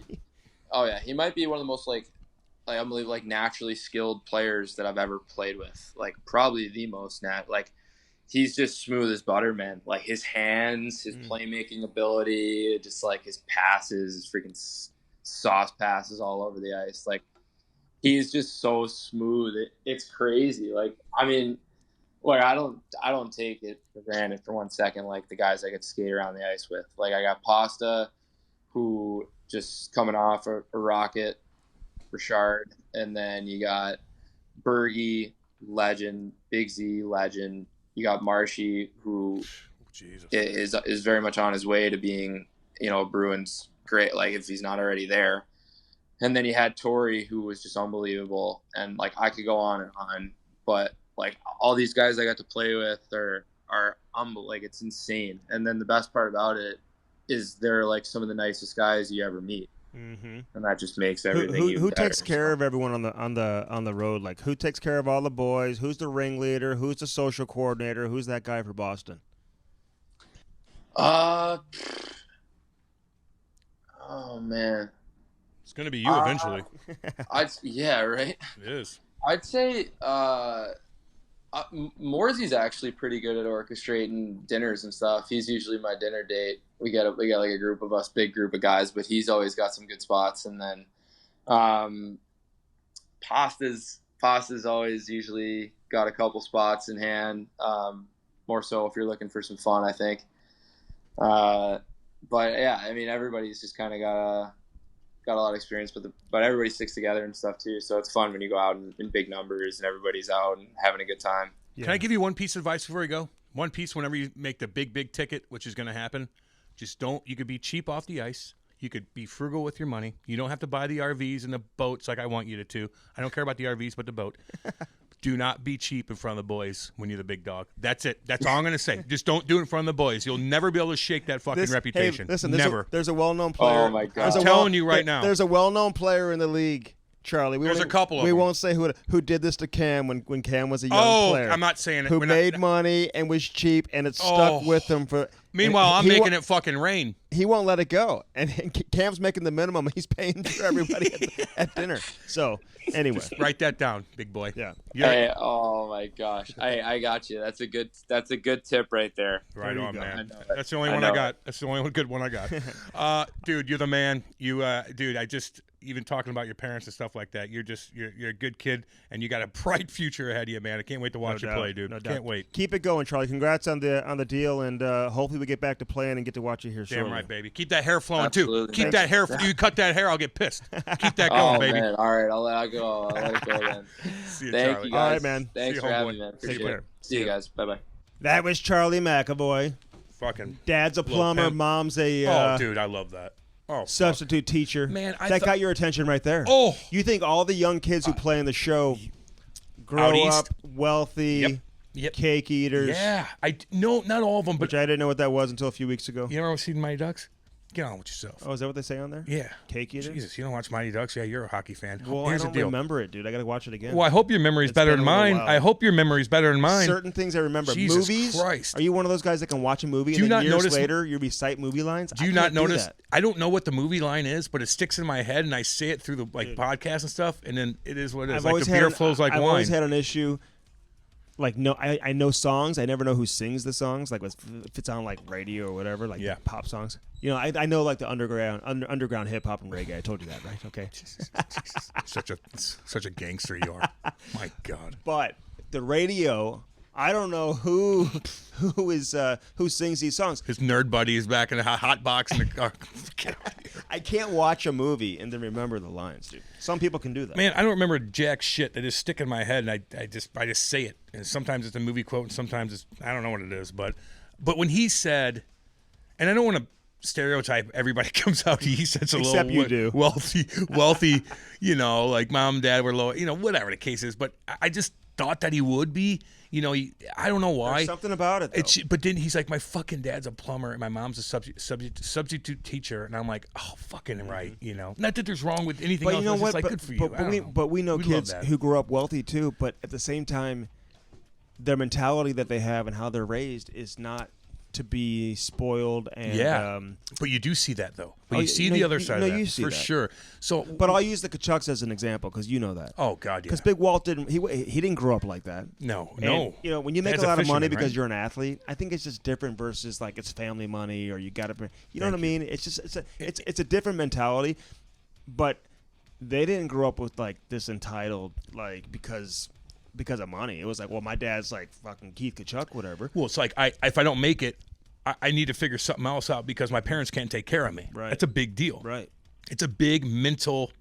If you know that I'm going all in on hockey, I'm doing my thing, and if I don't make it, I'm starting from scratch, and I will have no help from my parents because they don't have the money. And so that is a tough thing to overcome. Think about all those kids, though, that grow up in, like, inner cities and stuff like that. Oh, my God. And play football and basketball, whatever, and they come so close and they don't make it. Man, it's so difficult, so hard to make it. Yeah. You know what I'm saying? There's Some of those, and there's pressure on a lot of those kids, too. Yeah, but some of those kids that come out of the city, and they got these badass football coaches that take care of them, like the ones at Eureka High School. I'll give them a shout out. They'd take the kids in.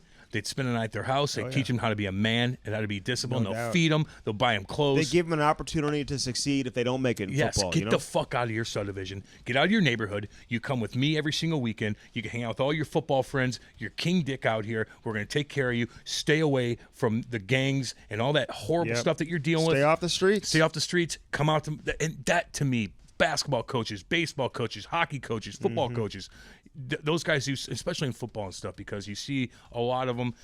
They do a great job, man. They do a great job, and I don't think they get enough, talk about what they do for some of these kids that just have absolutely nothing, and they fucking make it out of it. That to me is awesome. All right, so obviously Charlie McAvoy, he had great direction, man. Super close family and whatever. Sweetheart, he's a sweetheart. But he had to grind it.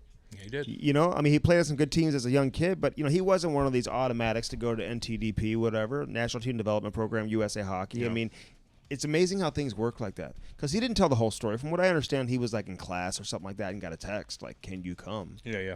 And, ends up going, then he makes it, and then he becomes an NHL first-round draft pick. Yeah. And now he's a star, making $5 million a year. $5 million, that's why I asked him. I go, you give your fucking parents a hug, man. God, isn't that the best feeling? When you know you're just going to be okay. You're a smart kid. Your mom and dad bust their fucking ass and believed in you, and now they could chill a little bit. Whether they do or not, right? They have the fucking opportunity to chill. I was going to ask, he's got 3 sisters? Yeah. Are they older? Don't know. It's a good question, though. I think 2 of them are. You should know that. You did your research. Well, I didn't. They said he had 3 sisters, so I knew that fucking part, but they didn't say they were older than him. Right. Yeah, I don't know for sure. How did that when you're young? But pretty nice. I know. Although, Ty's got to hang out with boys once in a while, right? Oh, yeah. I mean, he's had to have some friends that are guys growing up, sure. right? Okay. He went over to his friend's house the other day after school, man. He loved it. But once he gets older and his older friend sisters, Meyer's house, who's got 2 brothers, so it was like an all-out boy but house. But does man. Ty just play with? Does he play with dolls and stuff with the girls? I'm just asking. I don't know. And Not there's anything wrong with that. A lot of kids do, and there isn't anything wrong with that. But he kind of does it. He's one of he comes in and disrupts their games. He'll kick their little towers over. And stuff kick like their that. tires over. Whatever. That's what he does. And they're screaming and whatever. So he can't give you something. Pulls their hair. I was at a bonfire. Just not too many people, but all the kids were there, and everybody has kids, right? And I go to my 2 buddies, and the little boy, they're like 5, 6, and the little girl's a little bit older. And like, my two buddies are, their dads were just fucking hardcore, like blah, blah. And so the two of their boys run outside like, Daddy, oh my God. And I thought my buddies were going to react like, what? Like what? Like, you'll get, so-and-so punched me. And my buddy's like, where at? Okay, let's look at this. Let me see where it's at. Where? And I go, dude, what? His older sister, it's a girl that, there's nothing wrong with that, and they can be tough, but his older sister, who's a year older than him, punched him, and he comes out here, and I thought they're going to be like, get back in there, but they're like, what happened? Let me look at this. Okay, tell me what happened. And then my other buddy's like, okay, we need to know what happened. I'm like, really? Who cares? Get back in there. Yeah, you wouldn't see me do that. I mean, right? You wouldn't see because me do their dads were so hardcore. And then all of a sudden, I thought, they act like they're tough. And then all of a sudden, their little son's coming. Like, they got punched by a girl older than them.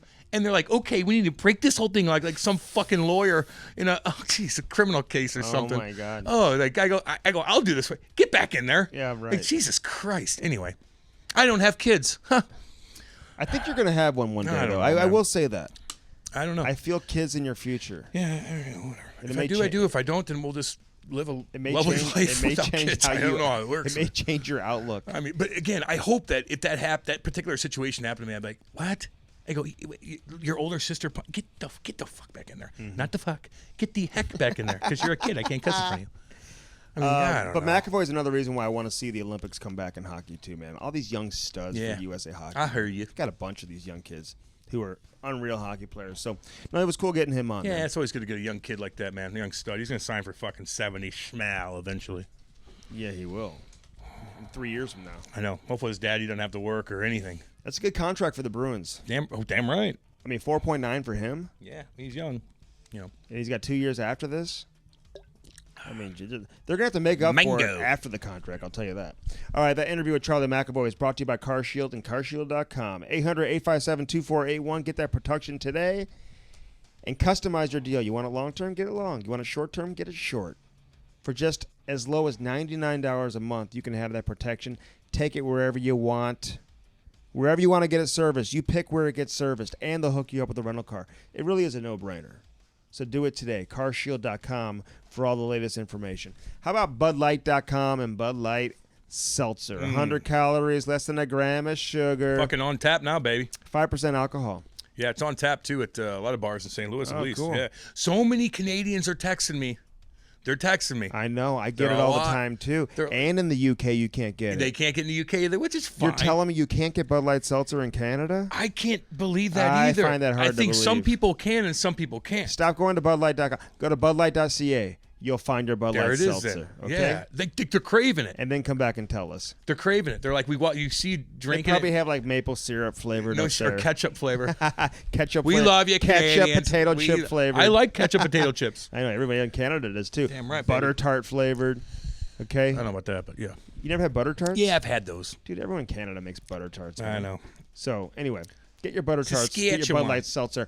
But you can always find the strawberry, black cherry, the lemon lime. Mango. I'll say it right baby. for you. Send us a picture of your chill zone. Yeah. Send us a picture of you looking handsome. KeepItHandsome.com. Keep It Handsome. Get all the hair products you're looking for and get this Fight Ugly hoodie. Do it today. Again, proceeds go back to the Montreal Resource Center. Yeah. I'm actually wearing mine today. This is the first time in like a month you haven't worn yours. Well, I've been wearing it out. I need a couple more. You need a few more? Yeah. We've got some special. We've got some special editions coming out. Yeah, I can't wait. Of the Cam and Strick collaborating with the Fight Ugly. But go get your hoodie today, and mention the promo code Cam and Strick. You're going to save 15%. So check that out.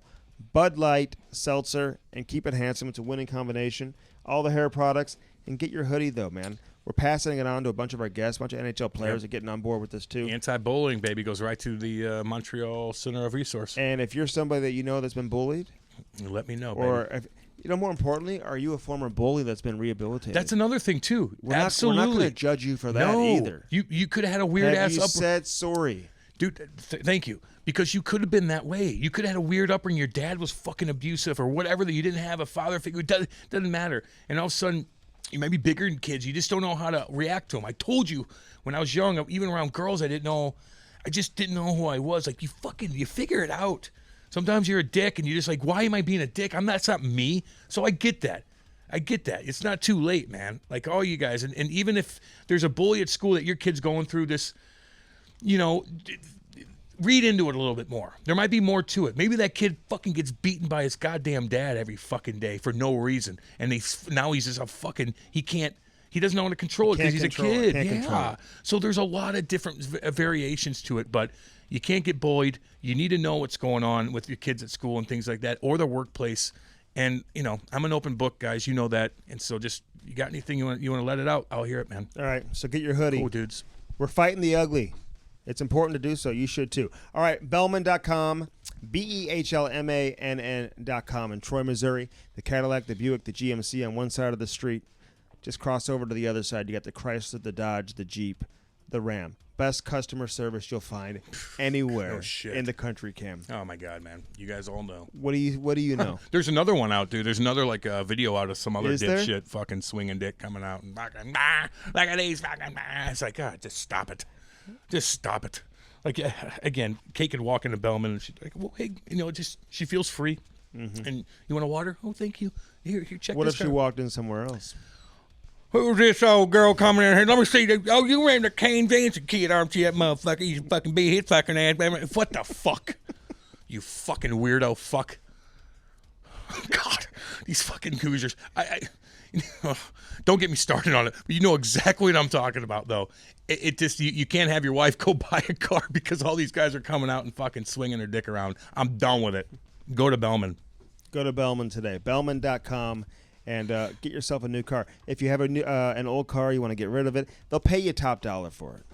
So just take it in and then upgrade. Winter is coming. And get yourself a new car. You're right. Winter is coming, man. Yeah, it's a Game of Thrones. All right, this has been episode number 92. We thank Charlie McAvoy for joining us kid, man. on this edition of the Cam and Strick podcast.